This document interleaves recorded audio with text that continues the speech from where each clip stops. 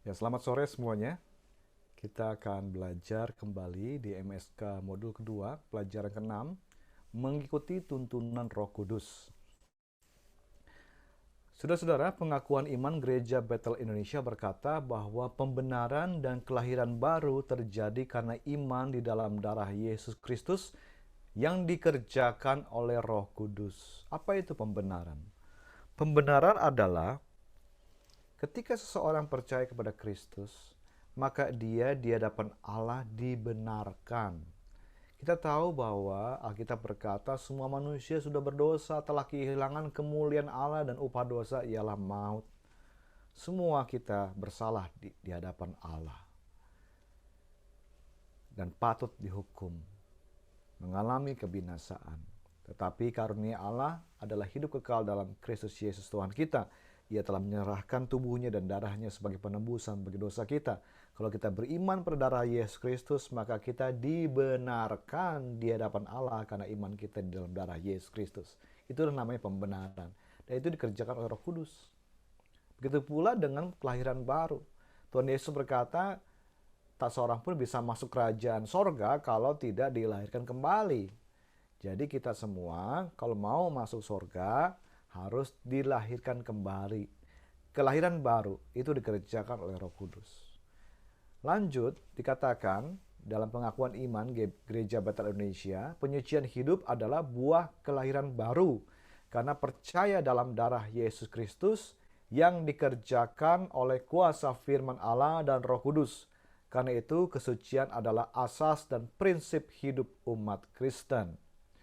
Setelah orang lahir baru, dia harus menyucikan dirinya. Dan itu adalah karya dari darah Yesus Kristus yang sudah menebus kita, plus kuasa firman Allah yang menguduskan kita. Dan semua itu dikerjakan oleh Roh Kudus Tuhan. Jadi keselamatan dan penyucian hidup tidak dapat dilepaskan dari peran Roh Kudus dari kehidupan orang percaya. Kita membutuhkan baik firman Tuhan. Tuhan Yesus berdoa kepada Bapa di surga, kuduskanlah mereka murid-murid oleh kebenaran. Firman Tuhanlah kebenaran.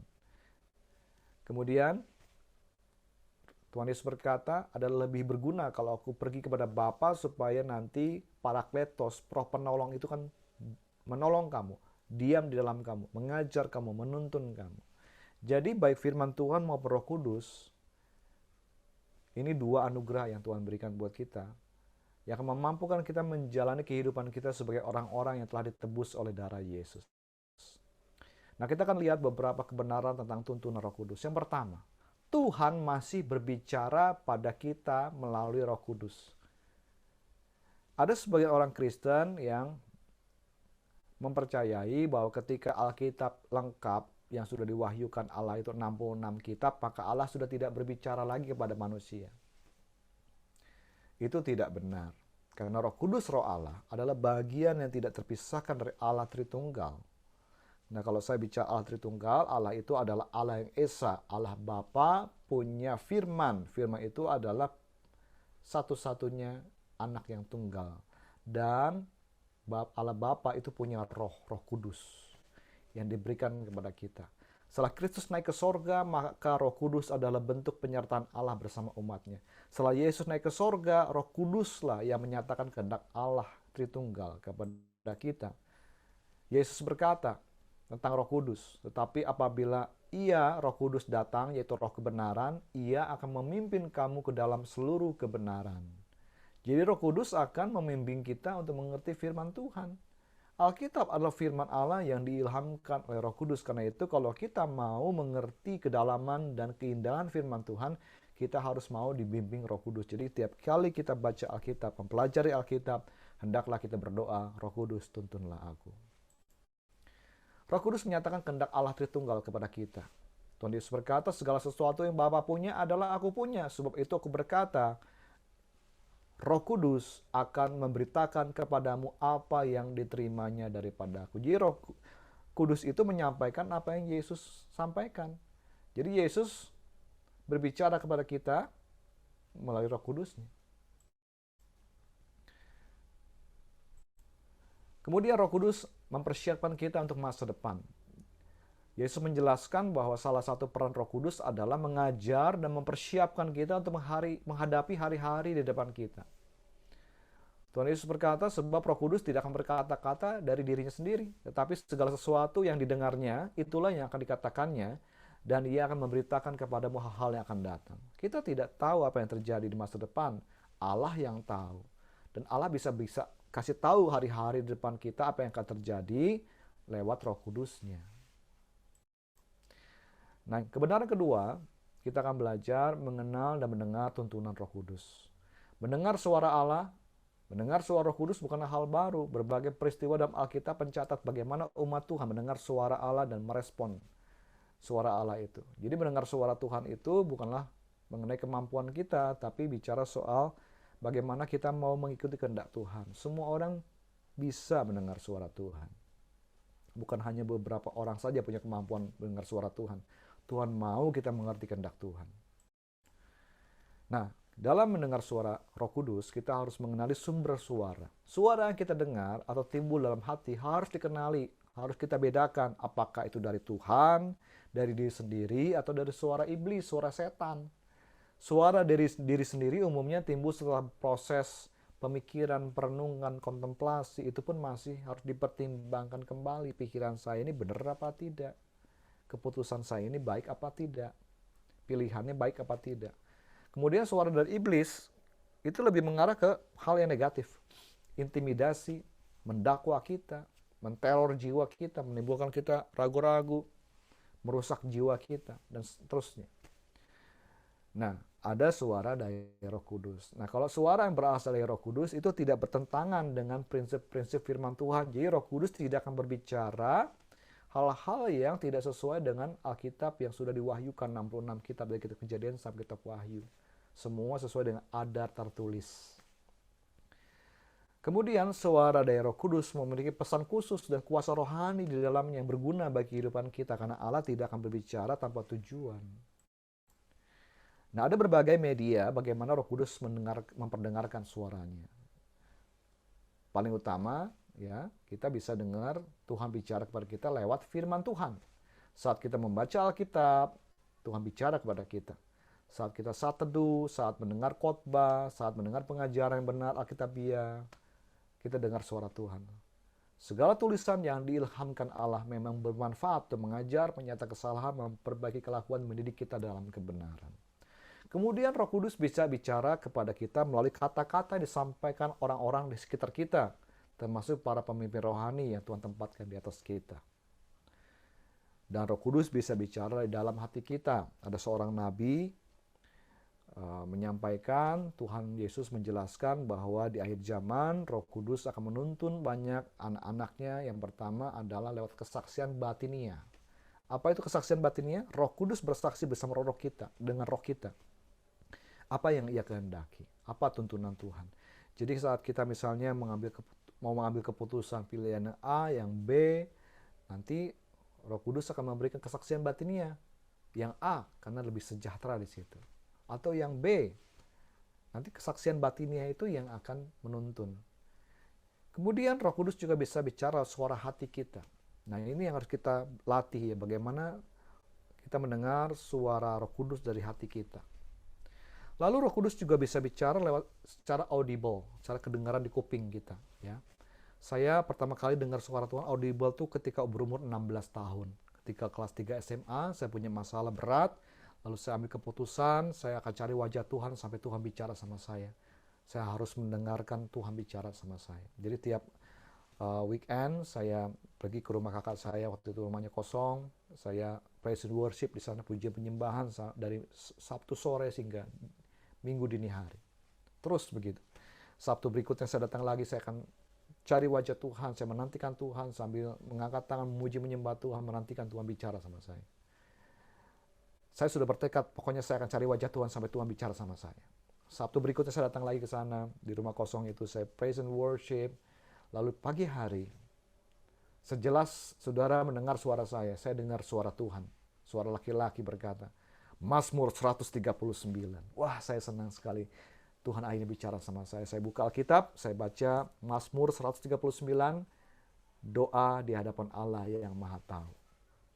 Akhirnya saya kasih nama anak perempuan pertama saya Joya, dari kata Joyada, artinya Tuhan Maha Tahu. Untuk mengingatkan bahwa Allah yang kita sembah, Allah yang hidup, yang masih mendengar doa kita, bisa menjawab doa kita. Namun saudaraku, bicara soal suara Tuhan audible, Tuhan tidak banyak bicara secara audible kepada umatnya. Kalau Tuhan bicara secara audible pun itu karena orang itu membutuhkan secara khusus. Kalau Tuhan tidak bicara audible, dia nggak akan kuat, dia nggak akan tahan. Jadi Tuhan bicara lebih banyak lewat kesaksian batinnya dan suara hati. Ya. Tuhan juga, Roh Kudus bisa bicara lewat pola yang terjadi di kehidupan manusia seperti fenomena alam, keadaan sosial masyarakat, situasi, itu bisa Tuhan pakai itu bicara kepada kita.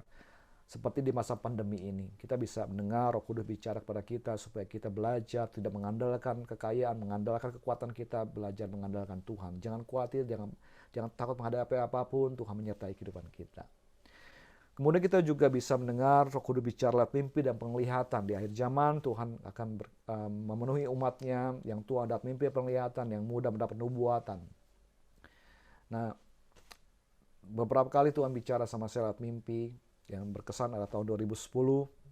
Waktu itu saya sedang berdoa menanti tuntunan Tuhan untuk sebuah pelayanan di sebuah kota di Jawa. Lalu Tuhan bicara lewat mimpi itu ketika saya tidur. Saya mendapat mimpi waktu itu ada seseorang sedang melihat sebuah peta besar, ada Pulau Sumatera, Pulau Kalimantan, lalu orang ini berkata, hamba-hambaku sibuk dengan urusannya sendiri, kalau mereka tidak mengerti juga, aku akan jalan terus. Lalu dia berjalan, lalu saya mengikuti orang itu, dia berbalik dan dia membuka penutup kepalanya dan saya melihat wajah Tuhan. Lalu ia berkata, dia menunjukkan supaya saya mencucukkan jari saya ke tangan yang berlubang. Kemudian dia suruh saya untuk mencucukkan jari saya di lambungnya. Tapi saya kemudian peluk, lalu saya berseru, Yeshua, Tuhan, Indonesia. Lalu saya bangun dari tidur saya. Saya percaya itu mimpi dari Tuhan. Tuhan berbicara kepada saya bahwa banyak hamba-hamba Tuhan saat ini sibuk dengan urusannya sendiri.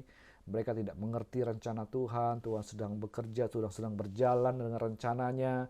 Kalau kita tidak mengerti juga, tidak mengerti kegerakan Tuhan, maka akhirnya kita tidak bisa ngikutin kegerakan Tuhan itu. Karena itu penting buat kita mengerti kehendak Tuhan, saudaraku. Sudahkah engkau mengerti kehendak Tuhan buat hidupmu? Mari cari kehendak Tuhan, belajar mendengar suara Tuhan. Ya. Berikutnya kita akan belajar kebenaran ketiga tentang tuntunan Roh Kudus. Banyak orang tidak mendengar Roh Kudus bicara karena mengeraskan hati. Mengeraskan hati adalah halangan utama untuk menerima tuntunan Roh Kudus, saudaraku. Roh Kudus berbicara dari waktu ke waktu, namun kekerasan hati manusialah yang menghalanginya untuk mengikuti tuntunan Roh Kudus. Ada orang yang lebih memilih kejahatan, sesuatu yang jelas ditentang firman Allah, dibandingkan melakukan apa yang Roh Kudus ajarkan, apa yang Roh Kudus kehendaki. Jadi orang lebih mengerti hawa nafsu daripada menuruti Tuhan. Makanya dia susah dengar suara Tuhan, susah dapat tuntunan Roh Kudus. Ada orang yang bersikap keras kepala, tidak mau percaya kepada Tuhan, menyimpan kepahitan, tidak mau mengampuni. Itu menghambat pekerjaan Allah dalam diri orang itu. Ada orang tidak mau mendengar Tuhan bicara dengan segala macam alasan. Ya ironi ya, kalau orang Kristen pengen dengar suara Tuhan, tapi ia mengeraskan hatinya. Ia tidak mau taat sama Tuhan. Untuk apa Tuhan bicara sama dia? Karena itu mari kita serahkan hidup kita kepada Tuhan. Kita belajar untuk taat mengikuti Tuhan, maka Tuhan akan menuntun langkah hidup kita. Allah kita sembah, Allah yang kudus, mari kita menguduskan diri kita. Kalau kita menyucikan diri kita, menyucikan hati dan pikiran kita, Roh Kudus akan berkata-kata menuntun langkah hidup kita. Amin. Nah saudaraku, silahkan nanti dalam kelompok sharingkan apa yang menghalangi seseorang yang sekalipun sudah mendengar suara tuntunan Roh Kudus tapi memilih untuk tidak mengikutinya. Setelah itu bagaimana respon kita? Jika apa yang diutarakan Roh Kudus ternyata berlainan dengan apa yang kita pikirkan atau harapkan, bagaimana responmu? Nanti setelah diskusi ditutup dengan ayat hafalan. Ayat hafalan kita dari Yohanes 16 ayat 13. Tetapi apabila ia datang, yaitu Roh kebenaran, ia akan memimpin kamu ke dalam seluruh kebenaran, sebab ia tidak akan berkata-kata dari dirinya sendiri, tetapi segala sesuatu yang didengarnya itulah yang akan dikatakannya, dan ia akan memberitakan kepadamu hal-hal yang akan datang. Selamat berdiskusi.